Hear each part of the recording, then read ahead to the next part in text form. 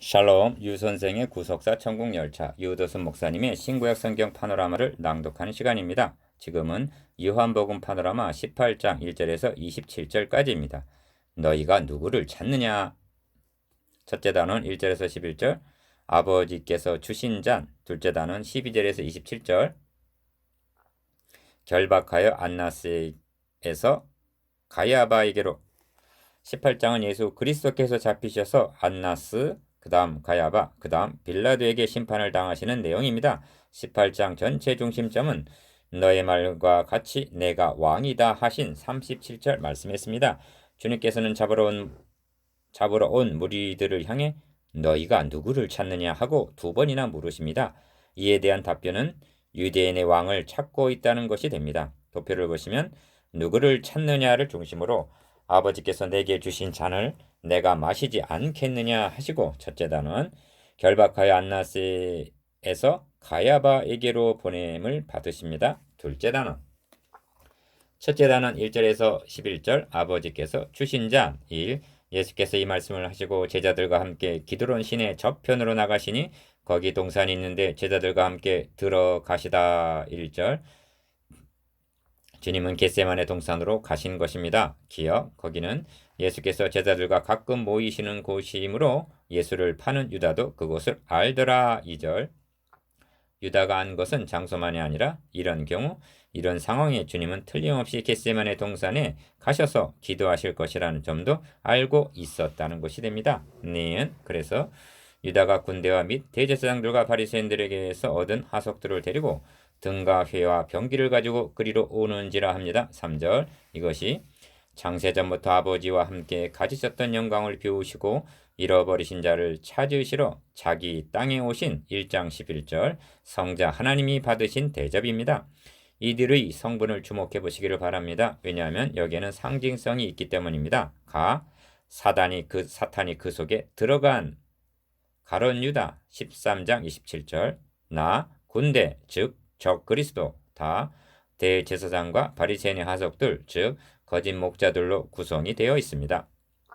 신구약 시대를 막론하고 메시아 언약과 주님의 몸된 교회와 복음을 대적한 자들은 이 세 부류들이었던 것입니다. 계시록 16장 13절에는 또 내가 봄에 개구리 같은 새 더러운 영이 용의 입과 짐승의 입과 거짓 선지자의 입에서 나오니 합니다. 예수께서 그 당할 일을 다 하시고 나아가 가라사대 너희가 누구를 찾느냐 하십니다. 4절 당할 일을 아시고 너희가 누구를 찾느냐 하고 물으셨다는 점을 유념하시기를 바랍니다. 마태, 마가, 누가 복음에서는 유다가 군호를 짜기를 내가 입맞추는 자가 그 사람이니 단단히 붙잡으라로 되어 있습니다. 그런데 요한복음만은 주님이 정면에 나서셔서 너희가 누구를 찾느냐 하고 묻고 계시는 것입니다. 이는 그들이 누구를 찾고 있는지 모르셔서 물으신 질문이 아닙니다. 그들이 잡으러 온 그분이 누구인가를 알기를 원하고 있기 때문입니다. 요한복음은 일관되게 예수가 누구신가를 증거하는 데 초점을 맞추고 있는 것입니다. 너희가 누구를 찾느냐? 그렇습니다. 이 말씀은 좋은 뜻으로 사용되었어야 마땅했습니다. 안드레아는 형제 시몬 베드로를 찾아가서 우리가 메시아를 만났다 하고 말했습니다. 1장 41절 모든 사람들은 주님을 찾아야 하고 만나야만 하는 것입니다. 더욱이나 이곳 감람원은 주님을 만나기 얼마나 적합한 장소입니까? 밤 깊도록 주와 함께 동산 안에 있으려 하나 하고 찬송가 작사자는 이 점을 사모했습니다. 그러나 슬프게도 지금 이 말은 부정적인 의미로 사용되고 있는 것입니다. 너희가 누구를 찾느냐? 이 말씀은 너희가 결박하기 위하여 찾고 있는 그분이 누구인 줄 알고 있느냐 하는 암시적인 뜻이 있습니다. 기억. 왜냐하면 예수께서 저에게 내로라 하실 때 저희가 물러가서 땅에 엎드려지는지라 하고 6절 말씀하고 있기 때문입니다. 주님은 17장 2절에서 만민을 다스리는 권세를 아들에게 주셨음이로소이다 하셨습니다. 저들이 잡고자 하는 분은 하늘과 땅의 모든 권세를 내게 주셨으니 한 마태복음 28장 18절 그런 분이셨습니다. 3. 이에 다시 누구를 찾느냐고 물으신데 저희가 말하되 나사렛 예수라 하거늘. 7절 두 번째 너희가 누구를 찾느냐 하고 다짐하는 데는 또 다른 현실적인 의도에서였는데 그것은 제자들의 안전을 위해서였던 것입니다. 기억. 이 점이 예수께서 대답하시되 너에게 내로라 하였으니 나를 찾거든 이 사람들의 가는 것을 용납하라 하시니 이는 아버지께서 내게 주신 자 중에서 하나도 잃지 아니하였삼나이다 하신 말씀을 응하게 하려 함이러라 하신 8절에서 9절 말씀에 나타납니다. 주님은 17장 12절에서 저희를 보전하와 지켰나이다. 그 중에 하나도 멸망치 않고 오직 멸망의 자식뿐이오니 하고 말씀하셨는데 끝까지 지켜주고 계시는 것을 보게 됩니다. 니은 이에 시몬 베드로가 검을 가졌는데 이것을 빼어 대제사장의 종을 쳐서 오른편 귀를 베어버리니 그 종의 이름은 말고라. 예수께서 베드로더러 이르시되 검을 집에 꽂으라. 아버지께서 주신 잔을 내가 마시지 아니하겠느냐 하십니다. 10절에서 11절 6절에서 내로라 하실 때 저희가 물러가서 땅에 엎드려지는지라 한 것은 그들의 자력으로는 주님께 손을 댈 수가 없었음을 나타냅니다. 그렇습니다. 주님께서 결박을 당하신 것은 힘이 모자라서가 아니라 아버지께서 주신 잔이었던 것입니다. 그러므로 주님의 십자가 사건을 감상적인 차원으로 끌어내려서 하나님께서 주권적으로 이루신 구속사에게 본질을 흐리게 해서는 아니 되는 것입니다. 주님은 너는 내가 내 아버지께 구하여 지금 12영 더 되는 천사를 보내시게 할 수 없는 줄 아느냐? 내가 만일 그렇게 하면 이런 일이 있으리라 한 성경이 어떻게 이루어지리요 하고 마태복음 26장 54절 말씀하셨습니다. 아브라함이 사랑하는 아들 이삭을 결박하여 번제단에 올려놓듯이 사랑하는 아들 예수 그리스도를 십자가에 못 박도로 결박하여 내주신 분은 하나님 아버지 자신이셨습니다. 둘째 단은 12절에서 27절 결박하여 안나스에서 가야바에게로 4. 이에 군대와 천부장과 유대인의 하속들이 예수를 잡아 결박하여 먼저 안나스에게로 끌고 가니 안나스는 그 해 대제사장인 가야바의 장인이라. 가야바는 유대인들에게 한 사람이 백성을 위하여 죽는 것이 유익하다 권고하던 자로라. 12절에서 14절 기억 시몬 베드로와 또 다른 제자 하나가 예수를 따르니 이 제자는 대제사장과 아는 사람이라 예수와 함께 대제사장의 집들에 들어가고 베드로는 문 밖에 섰는지라. 대제사장과 아는 그 다른 제자가 나아가서 문 지키는 여자에게 말하여 베드로를 데리고 들어왔더니 15절에서 16절 다른 제자 하나란 요한복음을 기록한 요한 자신이었을 것입니다. 5.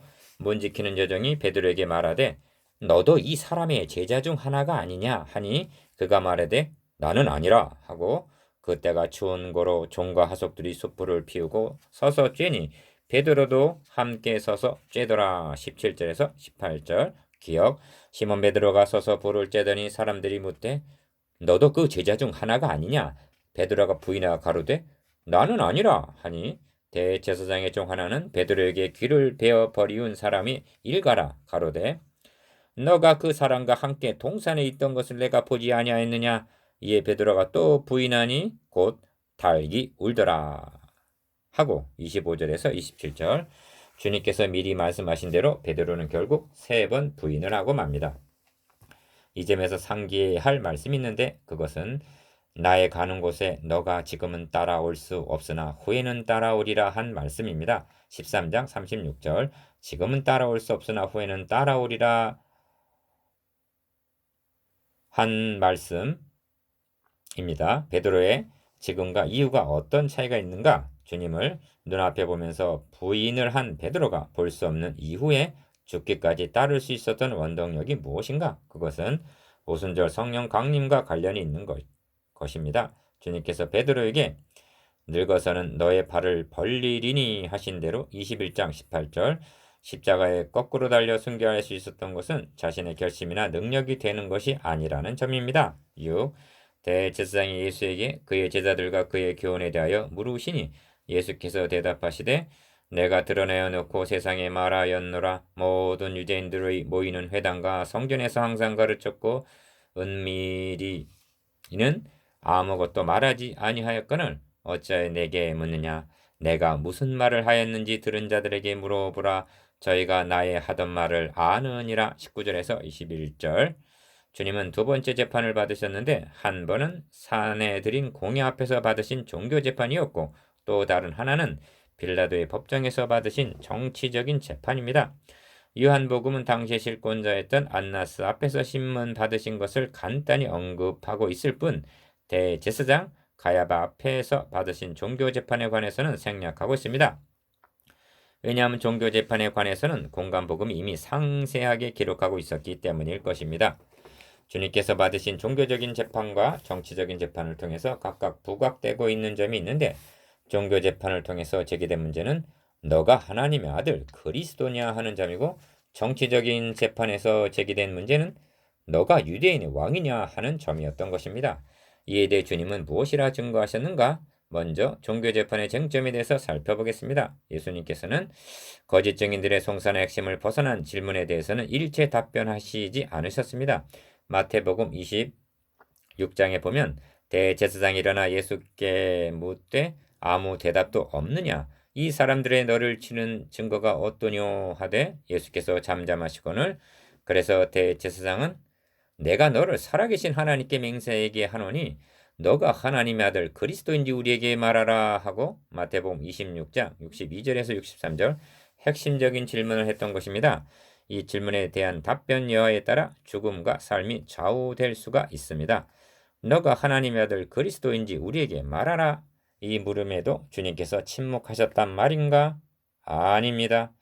예수께서 가라사대 너가 말하였도다. 그러나 내가 너에게 이르노니 이후에 인자가 권능의 우편에 앉은 것과 하늘 구름을 타고 오는 것을 너희가 보리라 하고 마태복음 26장 64절 저들이 묻지 않은 승기와 다시 오실 재림까지를 증거하셨던 것입니다.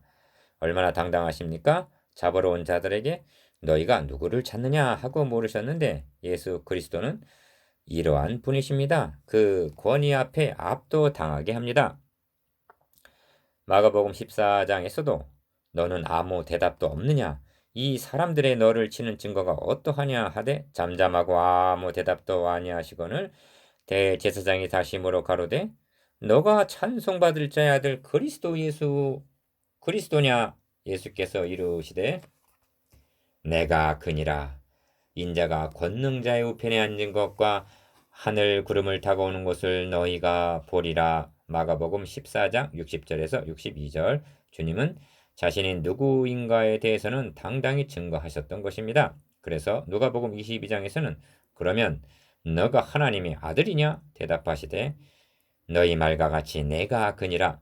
저희가 가로되 어찌 더 증거를 요구하리요? 우리가 친히 그 입에서 들었노라 하고 누가복음 22장 70절에서 71절 죽음의 넘기였던 것입니다.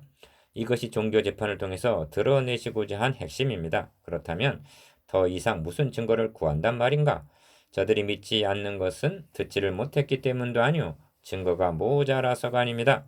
정치적인 재판에 관해서는 19장에서 상고하게 될 것입니다. 이제 문제는 나 자신의 고백인 것입니다. 저들처럼 자기 옷을 찢으며 참나마도다 하고 정신 이상자의 말로 돌릴 것인가? 아니면 겸손히 그 발 아래 무릎을 꿇고 입으로 예수 그리스도를 주라 신하여 하나님 아버지께 영광을 돌릴 것인가? 빌립보서 2장 10절에서 11절 그러므로 너희가 누구를 찾느냐 하는 이 물음은 교회 밖에 있는 불신자들만이 아니라 오늘날 교회 내에 있는 자들이 더욱 자문해 보아야 할 질문인 것입니다. 여러분이 찾고 있는 분은 오병이어의 주님은 아닙니까? 여러분이 믿고 있는 것은 병 고침 받는 것이 아닙니까? 여러분이 따르는 목적이 축복을 받기 위해서가 아닙니까? 그러나 베드로는 결정적인 순간에 주님을 3번이나 부인하고 말았습니다. 여러분 결정적인 순간에 예수를 주와 그리스도로 담대히 신하게 되시기를 기원합니다. 너희가 누구를 찾느냐? 묵상해 봅시다. 1. 너희가 누구를 찾느냐에 대한 여러분의 답변에 대해서 2. 종교재판석상에서의 주님의 증거에 대해서 3. 베드로의 3번 부인에 대해서